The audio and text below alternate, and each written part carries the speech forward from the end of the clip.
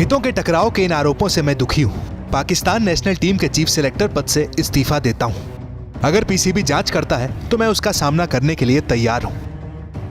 यह बयान पाकिस्तान के पूर्व कप्तान और चीफ सिलेक्टर इंजमामुल हक ने उस समय दिया जब उन्हें जलील होकर चीफ सिलेक्टर पद से इस्तीफा दिया।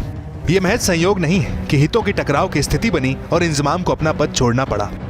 देखा जाए तो ये पाकिस्तान में एक और तख्ता पलट है। इस तख्ता पलट की कहानी बाबर आजम सहित कई स्टार खिलाड़ियों की पीआर कंपनी से शुरू होती है और टीम सिलेक्शन में मनमानी पर खत्म होती है। दरअसल पाकिस्तान क्रिकेट में इन दिनों कुछ भी ठीक नहीं चल रहा है, न तो मैदान के अंदर न ही मैदान के बाहर।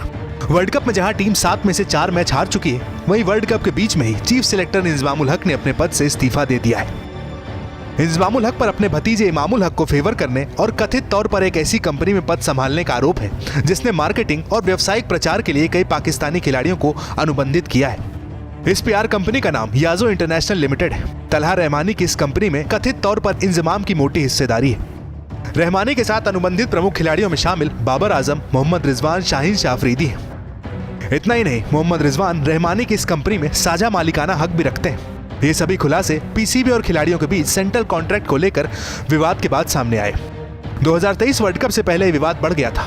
इसके बाद कई खिलाड़ियों ने बोर्ड से टूर्नामेंट का बहिष्कार करने की बात कही थी। खिलाड़ियों की मांग थी कि आईसीसी से बोर्ड को मिलने वाले पैसे में उनका हिस्सा भी हो। बोर्ड और खिलाड़ियों के बीच चल रहे विवाद को लेकर पीसीबी ने 30 अक्टूबर को 5 सदस्यीय फैक्ट फाइंडिंग कमेटी का गठन किया है।